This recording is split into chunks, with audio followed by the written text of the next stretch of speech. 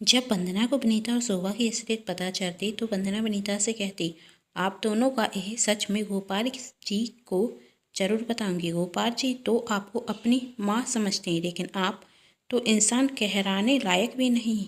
मैं अभी जाकर गोपाल से कहती हूँ कि आप दोनों कितने बड़े धोखेबाज हैं। गोपाल को आप दोनों का सच पता चलना चाहिए। आप दोनों कितनी गिरी हुई औरतें हैं, इस बारे में गोपाल को मैं बता दूंगी, कहकर वंदना जाने लगती। तभी विनीता वंदना को रोकते हुए कहती, बताना चाहती हो गोपाल को? तो जाओ बता दो, मैं तुम्हें रोकूंगी नहीं, लेकिन इतना जरूर बता देती हूँ कि गोपाल तुम्हारी नहीं मेरी सुनेगा। तुम्हें क्या लगता है तुम गोपाल के पास जाओगी और कहोगी कि गोपाल तुम्हारी दोनों भाभी तुम्हारे साथ अच्छा होने का नाटक कर रही है, लेकिन अच्छी है नहीं। तुम्हारी बड़ी भाभी तो बहुत बड़ी धोखेबाज ड्रामेबाज है। लेकिन तुम्हें क्या लगता है तुम गोपाल से यही सब कहोगे और गोपाल तुम्हारी बात मान लेगा? बिल्कुल भी नहीं, कभी नहीं मानेगा गोपाल तुम्हारी ये बात, बल्कि वही तुमसे नफरत करने लगेगा, क्योंकि गोपाल मेरे विरुद्ध एक शब्द भी नहीं सुन सकता। क्या लगता है तुम्हें मैं झूठ बोल रही हूँ? तो ठीक है, मैं गोपाल को बुलाती हूँ, फिर तुम आराम से गोपाल को सब कुछ सच सच बता देना, कहकर विनीता गोपाल को जोर से आवाज लगाने लगती। विनीता की आवाज़ सुनकर गोपाल वहाँ आता और कहता, क्या हुआ भाभी, आपको कुछ चाहिए क्या? तब विनीता कहती, नहीं गोपाल, मुझे तो कुछ नहीं चाहिए, लेकिन वंदना ना तुमसे कुछ कहना चाहती है हमारे बारे में, तुम्हें कुछ बताना चाहती है। आपके बारे में क्या बताना चाहती है? तुम वंदना से ही पूछ लो, विनीता ने कहा। गोपाल वंदना से कहता, क्या हुआ वंदना जी, आप मुझे क्या बताना चाहती हैं? वंदना चुप क्यों हो? गोपाल को आज सब कुछ सच सच बताई दो, विनीता ने हल्की मुस्कुराहट के साथ कहा। हाँ वंदना जी, आपको मुझसे क्या कहना है बेझिझक कहिए, गोपाल ने फिर वंदना से कहा। वंदना, वही गोपाल जी, मुझे आपसे कहना था कि आप अपनी दोनों भाभियों की जितनी तारीफ करते हैं ना, वही कम है। आपकी दोनों भाभियां तो इससे भी ज़्यादा तारीफ के लायक हैं। और आपकी बड़ी भाभी तो बहुत होशियार है, इतनी होशियार कि इन्हें तो कोई एक बार में समझ ही नहीं सकता। लोगों को बस में करना इन्हें बहुत अच्छे से आता है। आपकी दोनों भाभियों को समझना तो मेरे बस के बाहर था, लेकिन आज जब समझ आया तो सोचा आपको भी बता दूं। बस आज आपकी दोनों भाभियों की तारीफ करने का मन हो रहा था तो सोचा कर ही दूं। तब गोपाल ने कहा, भाई तो मैं अच्छे से जानता हूँ कि मेरी दोनों भाभी कितनी अच्छी हैं, और मैंने तो ये आपको पहले भी बता चुका हूँ। हाँ गोपाल जी, आपने पहले बताया था, लेकिन तब मुझे समझ में नहीं आया था, लेकिन अब मुझे बहुत अच्छे से समझ में आ गया है, और अब मैं आपसे बातें करती हूँ, एक दिन आप भी अपनी भाभीियों को बहुत अच्छे से समझ जाएंगे। तब गोपाल ने कहा, आप क्या कह रही हैं वंदना जी? मैं तो अपनी भाभीियों को बहुत अच्छे से जानता हूँ। नहीं गोपाल जी, आपकी भाभी में और बहुत से गुण हैं जिन्हें आप नहीं जानते। आप क्या कह रही हैं वंदना जी? मैं कुछ समझा नहीं, गोपाल ने फिर वंदना से पूछा। तब वंदना कहती, गोपाल जी, वही आप अपनी बड़ी भाभी से ही पूछ लीजिए, वही मेरे कहने का मतलब बहुत अच्छे से समझ रही हैं। क्यों बड़ी भाभी? गोपाल अपनी बड़ी भाभी की तरफ देखने लगता तो विनीता कहती, गोपाल, वंदना ना इतनी अच्छी है कि उसे तो हर कोई बहुत अच्छा रखता है, बस इसलिए मेरी भी तारीफ कर रही है। अब छोड़ो ये सब बातें। और गोपाल, तुम्हें सब्जी लेने के लिए मार्केट नहीं जाना? जाओ तुम जाकर सब्जी लेकर आओ, गोपाल जी भाभी कहकर वहाँ से चला जाता। और विनीता वंदना से कहती, चलो अच्छा हुआ तुम्हें मेरी बात एक बार में अच्छे से समझ में आ गई।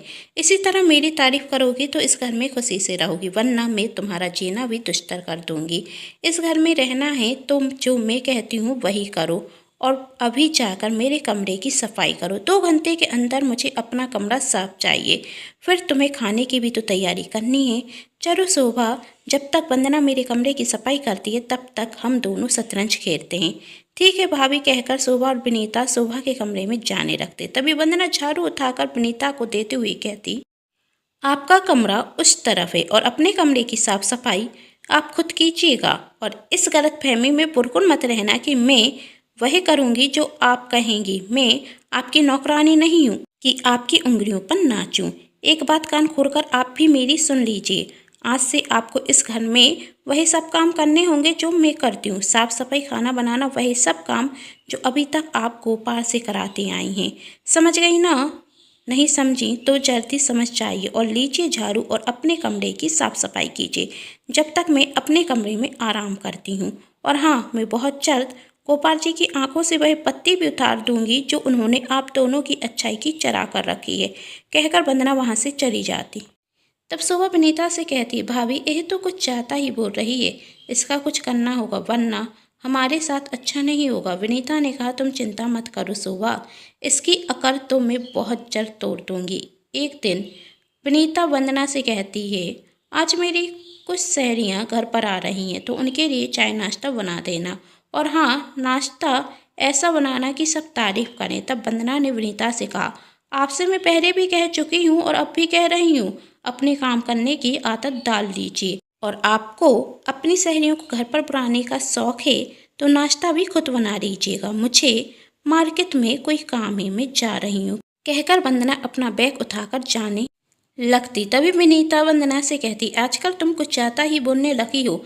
मैंने तुम्हें समझाया था ना कि इस घर में रहना है तो जो मैं कहूँ वही करा करो, वरना क्या कर लेंगी आप। वंदना ने ऊंची आवाज में कहा, मैं आपसे डरती नहीं हूँ और आपकी कोई गुलाम भी नहीं हूँ कि जो आप कहेंगी वही मैं करती रहूँगी। एक बात आप मेरी ध्यान से सुन लीजिए, मुझ पर औतर चलाना बंद कीजिए।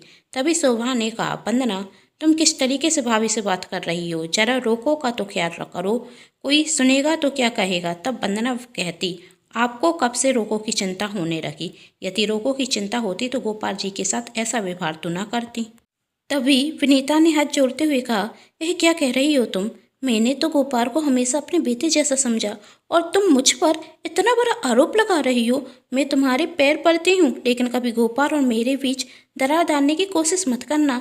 एकदम से विनीता का बतरा हुआ व्यवहार देखकर वंदना चौंक जाती और तभी गोपाल चिल्लाते हुए कहता, वंदना जी आप मेरी भाभी से क्या कह रही हैं।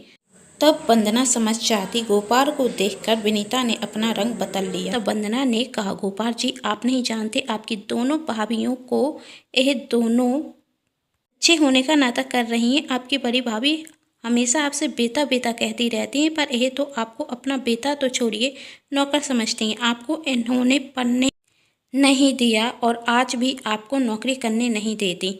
तब गोपाल गुस्से में कहता, वंदना जी अब शांत हो जाइए, आपने यदि मेरी भाभी के खिलाफ एक और शब्द कहा ना तो मुझसे बुरा कोई नहीं होगा। तब वंदना गोपाल से कहती, आखिर आपको अपनी भाभी की असलियत दिखाई क्यों नहीं देती, क्या आप जानबूझकर देखना ही नहीं चाहते।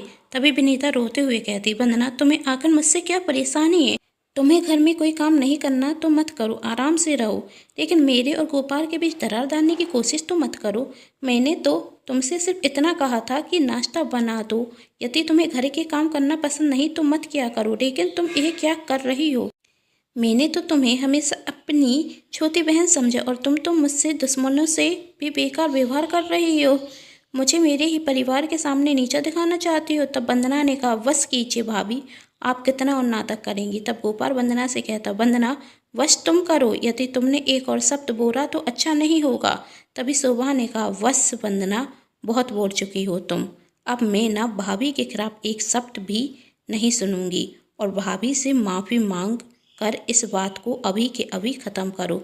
वंदना ने कहा, मैं माफ़ी और इनसे कभी नहीं। तब शोभा कहती, यदि तुम भाभी से माफ़ी नहीं मांग सकती तो तुम्हारी इस घर में कोई जगह नहीं। क्या होगा वंदना का फैसला, क्या वंदना विनीता से माफ़ी मांगेगी या घर छोड़कर हमेशा हमेशा के लिए चली जाएगी। जानना चाहते हैं तो कहानी के साथ बने रहिए और चैनल को भी सब्सक्राइब कर लीजिएगा, क्योंकि जब भी मैं लेकर आऊँ कहानी का नया भाग तो आप सभी को पता चल सके। उम्मीद करती हूँ आप सभी को मेरे द्वारा लिखी गई ये कहानी पसंद आ रही होगी। यदि कहानी पसंद आ रही है तो अपनों के साथ शेयर कर दीजिएगा, वीडियो को लाइक करना बिल्कुल ना भूलें और हाँ, चैनल को भी सब्सक्राइब जरूर कर लीजिएगा। Thanks for watching.